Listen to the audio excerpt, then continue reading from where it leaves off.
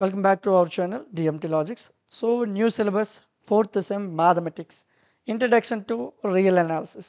ఈ పేపర్లో మనకు 5 యూనిట్లు ఉంటాయి అందరికీ తెలుసు. సో ఈ ఇయర్ నుంచి మీకు క్లాస్ చెప్పే ప్యాటర్న్ అనేది మారుతుంది. సో మీకు 5 యూనిట్లు ఉంటాయి.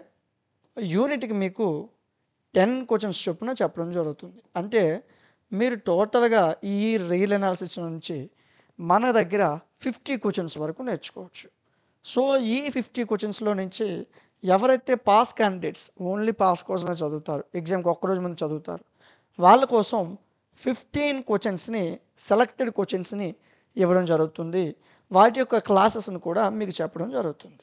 ఓకే, సో ఇదే విధంగా మీకు వీటితో పాటు మోడల్ పేపర్స్ని కూడా మీకు ప్రొవైడ్ చేయడం జరుగుతుంది. అదేవిధంగా ఈ ఇయర్ మీకు ఎక్స్ట్రాగా ఎగ్జామ్కి ముందు గెస్ పేపర్ అనేది రిలీజ్ చేయడం జరుగుతుంది. అంటే ఈ ఇయర్ మీకు పేపర్ ఎలా రావచ్చు అనేది గెస్ చేసి ఒక శాంపిల్ పేపర్ మేము తయారు చేయడం జరుగుతుంది. ఆ శాంపిల్ పేపర్ని మీకు మేము ప్రొవైడ్ చేస్తాం. సో ఇప్పుడు మీరు రియల్ అనాలిసిస్లో 50 క్వశ్చన్స్ అనేది నేర్చుకోబోతున్నారు. ఓకే, సో ఫస్ట్ యూనిట్ని మనం చూసుకుందాం. First unit real numbers, real sequences. అసలు ఈ యూనిట్ అర్థం అవ్వాలంటే మనకి సీక్వెన్స్ అనే పదానికి అర్థం తెలియాలి. ఆ తర్వాత సీక్వెన్స్లో 2 రకాలు ఉంటాయి, కన్వర్జెంట్ సీక్వెన్స్, డైవర్జెంట్ సీక్వెన్స్. అసలు ఈ 2 సీక్వెన్స్లు అంటే ఏంటి అది మనకు తెలిస్తే అర్థమైపోద్ది చాప్టర్. సింపుల్ అన్న, సీక్వెన్స్ అంటే ఒక వరుస అని అర్థం. ఓకే, సో సీక్వెన్స్ అనే దాన్ని మనం కొన్నిసార్లు ఈ చాప్టర్స్లో ఎస్ఎన్ అనుకుంటాం, టిఎన్ అనుకుంటాం, యుఎన్ అనుకుంటాం. దీన్ని సీక్వెన్స్ కింద మనం చూపిస్తాం. ఓకే, సో సీక్వెన్స్ అంటే ఏంటి? వరుస అని అర్థం, అంతే, అంతకుమించి ఇంకేం లేదు. సీక్వెన్స్ అంటే ఒక వరుస అని అర్థం. ఓకే, ఇందులో 2 రకాలుగా ఉంటాయి, కన్వర్జెంట్ సీక్వెన్స్, డైవర్జెంట్ సీక్వెన్స్. అసలు ఇది కన్వర్జెంట్ ఎలా అవుతుంది, డైవర్జెంట్ ఎలా అవుతుంది అనేది మనం చెప్పాలంటే ఈ ఫార్ములాస్ అనేది మనకు తెలిసి ఉండాలి.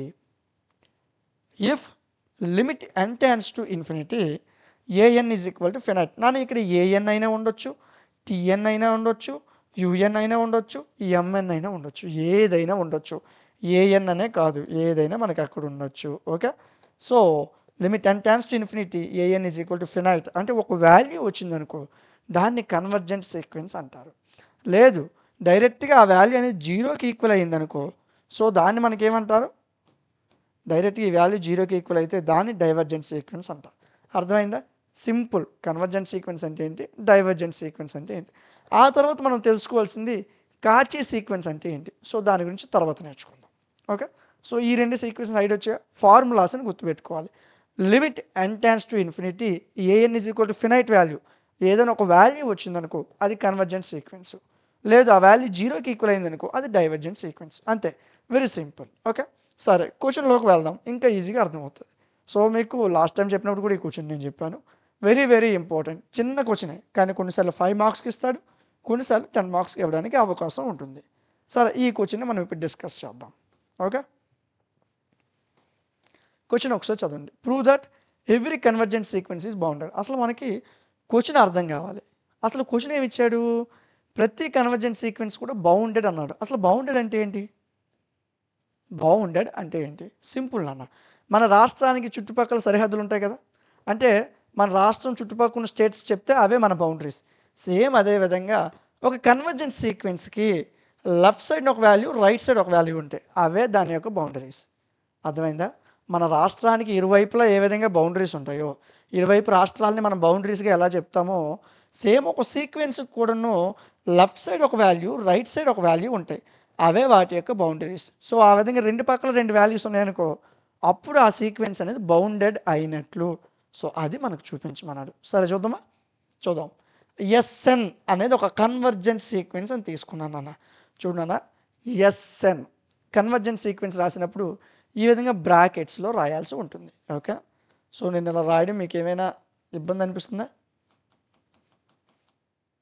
ఓకే, సరే చూడండి, ఇప్పుడు ఎస్ఎన్ అనేది ఒక కన్వర్జెంట్ సీక్వెన్స్ అని తీసుకున్నాను. ఓకే, కన్వర్జెంట్ సీక్వెన్స్ అయితే మనకు ఒక ఫార్ములా బట్టి పెట్టాలి.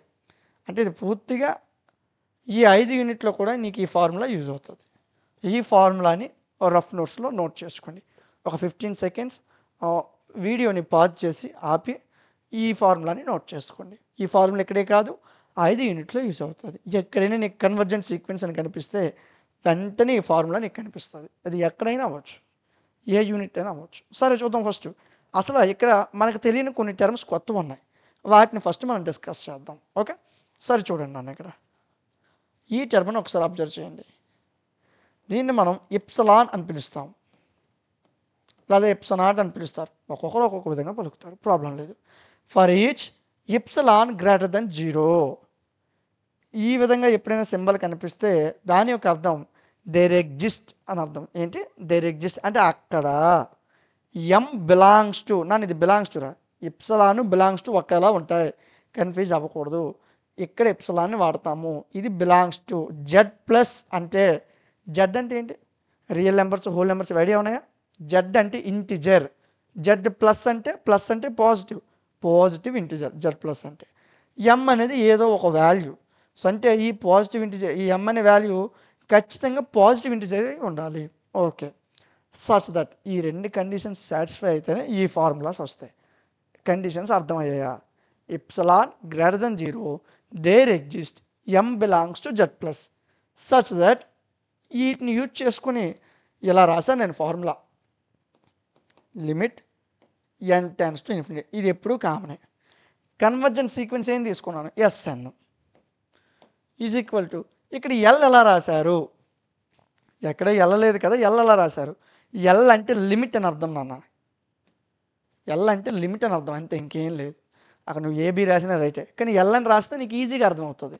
ఎల్ అంటే లిమిట్ అని అర్థం. ఓకే, సో ఇప్పుడు నేను ఎల్ని లోపలికి తీసుకొచ్చాను, ప్లస్ ఎల్ని లోపలికి తీసుకొచ్చినప్పుడు ఏమవుతుంది, మైనస్ ఎల్ అవుతుంది. So SN minus L. ఎప్పుడైనా సరే ఎల్ యువతలకు వచ్చిందంటే మనకి లిమిట్ అనే టర్మ్ ఉండదు నాన్న, లిమిట్ అనే టర్మ్ హైడ్ అయిపోతుంది, ఎస్ఎన్ మైనస్ ఎల్. సో ఈ వాల్యూ ఎప్పుడూ కూడా మనం ఏదైతే ఎప్సిలాన్ తీసుకున్నామో దీనికి లెస్ దెన్గానే ఉంటుంది. మనం ఫార్ములా రాసేటప్పుడు ఈ వాల్యూ కన్ఫామ్గా రాయాలి. దీన్ని బట్టి మీకు 10 out of 10 వేయాలా లేదా 9 మార్క్స్ వేయాలా అనేది డిపెండ్ అయి ఉంటుంది.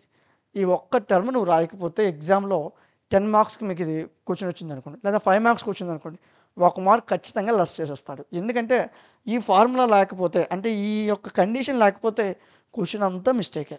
ఆ కండిషన్ అనేది పక్కా రాయాలి. ఓకే, సరే, ఈ టర్మ్ అర్థమైందా?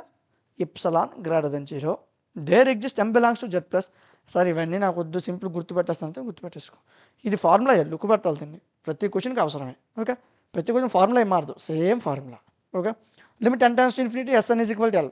ఎల్ లోపలికి వచ్చింది, SN minus L less than epsilon. Okay, గుర్తుపెట్టుకున్నాను, ఎప్పుడైనా సరే ఎస్ఎన్ మైనస్ ఎల్ అనేది ఎప్సిలాన్ కన్నా తక్కువే ఉంటుంది. ఓకే, సరే అక్కడికి వదిలే, ఈ చివరిని ఎవరైతే ఉన్నారో వాళ్ళని తీసుకో. SN minus L less than epsilon. So యాక్చువల్గా ఎస్ఎన్ మైనస్ ఎల్ అనే వాల్యూకి పాజిటివ్ బౌండరీ ఉంటుంది, నెగిటివ్ బౌండరీ ఉంటుంది. సో క్వశ్చన్లో ఏమి ఇచ్చాడు, బౌండరీస్ అంటే లెఫ్ట్ సైడ్ ఒక వాల్యూ ఉండాలి, రైట్ సైడ్ కూడా ఇంకొక వాల్యూ ఉండాలి. సో కానీ ఇక్కడ చూడు, రైట్ సైడే వాల్యూ ఉంది, లెఫ్ట్ సైడ్ వాల్యూ లేదు. రైట్ సైడ్ ఏ వాల్యూ, పాజిటివ్ ఎప్సిలాన్, మరి లెఫ్ట్ సైడ్ ఏముండొచ్చు, నెగిటివ్ ఎప్సిలాన్ ఉండొచ్చు. అదే ఇక్కడ రాశాను చూడన్నాను, ఎస్ఎన్ మైనస్ ఎల్ని అలాగే ఉంచాను, పాజిటివ్ టర్మ్ అలాగే ఉంచాను. సో ఎడం పక్క కూడా ఇంకొక టర్మ్ ఉండొచ్చు, ఆ టర్మ్నే మైనస్ ఎప్సిలాన్ అని రాశాను, ఎందుకంటే ఇది పాజిటివ్, సో ఇది నెగిటివ్ టర్మ్ అవుతుంది. అర్థమైందా? ఓకే, నెక్స్ట్ స్టెప్ చూడండి. సో ఇప్పుడు ఈ మొత్తం ఏదైతే ఈ స్టెప్ ఉందో, ఈ స్టెప్కి నేను ఎల్ని యాడ్ చేశాను, ప్లస్ ఎల్ అని. L minus epsilon, SN minus L plus L, L plus epsilon. ఈ 3 టర్మ్స్ కూడా ఎల్ని యాడ్ చేశాను అంతే, ఇంకేం మార్చలేదు. చూడు, ఇదిగో ఎల్ని యాడ్ చేశాను అంతే, ఎప్సిలాన్కి ఎల్ని యాడ్ చేశాను, మైనస్ ఎప్సిలాన్కి ఎల్ని యాడ్ చేశాను, ఎస్ఎన్ మైనస్ ఎల్ ఎల్ని యాడ్ చేశాను. కరెక్ట్గా చూడు, ఎల్కి క్యాన్సిల్, రిమైనింగ్ ఏవి మారవు. ఇక్కడ ఎస్ఎన్ ఉంది, SN. Okay, L minus epsilon less than L, sorry less than S less than L plus epsilon. ఇక్కడ వరకు క్లియర్ అయిపోయింది కదా, ఏం డౌట్ లేదు కదా? ఓకే, నెక్స్ట్ స్టెప్ చూద్దాం నాన్న. లెట్. సో ఒక్కసారి ఇది గుర్తుపెట్టుకొని గుర్తుంచుకున్నాను, ఈ వాల్యూని గుర్తుంచుకోండి. సో మీకు అనిపిస్తుందా? ఒక నిమిషం, ఈ వాల్యూని ఇక్కడ రాస్తున్నాను చూడండి అన్న. L minus epsilon less than SN less than L plus epsilon. ఈ వాల్యూని గుర్తుపెట్టుకోండి. ఓకే, సో మీకు ఎప్పుడైనా సరే ఇలా వాల్యూ వచ్చినప్పుడు ఎడం పక్క ఉన్నదాన్ని మినిమం వాల్యూ అంటారు, రైట్ సైడ్ ఉన్నదాన్ని మ్యాక్సిమం వాల్యూ అంటారు. ఓకే, సో ఈ వాల్యూనే అక్కడ రాశాను, కొత్తగా ఏం రాయలేదు. లెఫ్ట్ సైడ్ ఉన్నది మినిమం వాల్యూ, రైట్ సైడ్ ఉన్నది మ్యాక్సిమం వాల్యూ. ఓకే, సరే. సో K1 అని తీసుకున్నాను నేను మినిమం వాల్యూని. Let K1 is equal to minimum value of L minus epsilon naught S1 S2 so on అనుకున్నాను. ఇది మినిమం వాల్యూకి. మ్యాక్సిమం వాల్యూకి K2 అనుకున్నాను. అంటే ఇక్కడ నీకు ఏదైతే ఉందో ఈ లెఫ్ట్ సైడ్ టర్మ్స్ అన్నీ కూడా K1 అనుకున్నాను, రైట్ సైడ్ ఉన్న టర్మ్స్ అన్నీ కూడా K2 అనుకున్నాను. అప్పుడు ఏం రాయొచ్చు, K1 less than Sn less than K2. అదే రాశాను చూడు, K1 less than Sn less than K2. So ఇప్పుడు Sn అనే టర్మ్కి లెఫ్ట్ సైడ్ ఒక బౌండరీ ఉంది, రైట్ సైడ్ ఒక బౌండరీ ఉంది. సో రెండు బౌండరీస్ ఉన్నాయి కాబట్టి Sn అనేది ఏమైనట్టు, బౌండెడ్ అయిపోయినట్టు. అంతే క్వశ్చన్, ఇంతకు మించి ఏం లేదు. సో వెంటనే క్వశ్చన్లు ఇచ్చింది రాసేస్తాం, ఎవరి convergent sequence is bounded. So అర్థమైందా, వెరీ సింపుల్, ఎక్కువ కష్టపడాల్సిన అవసరం లేదు. 1-2 సార్లు ప్రాక్టీస్ చేయాలి, 1-2 సార్లు వినాలి. అర్థమైందా, మనం ఏమీ చేయలేదు ఇక్కడ, కొత్తగా ఏం చేయలేదు, సింపుల్.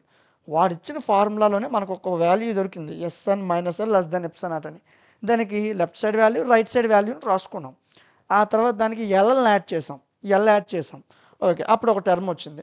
అప్పుడు ఎడం పక్క ఉన్న వాల్యూని K1 అనుకున్నాం, కుడి పక్క ఉన్న వాల్యూని K2 అనుకున్నాం. సో అదే రాసాం, అంతే. అంతే, ఇంకేం మార్చలేదు, అయిపోయింది క్వశ్చన్. Sn ఈజ్ బౌండెడ్, ఎవరి కన్వర్జెంట్ సీక్వెన్స్ ఈజ్ బౌండెడ్, అంతే.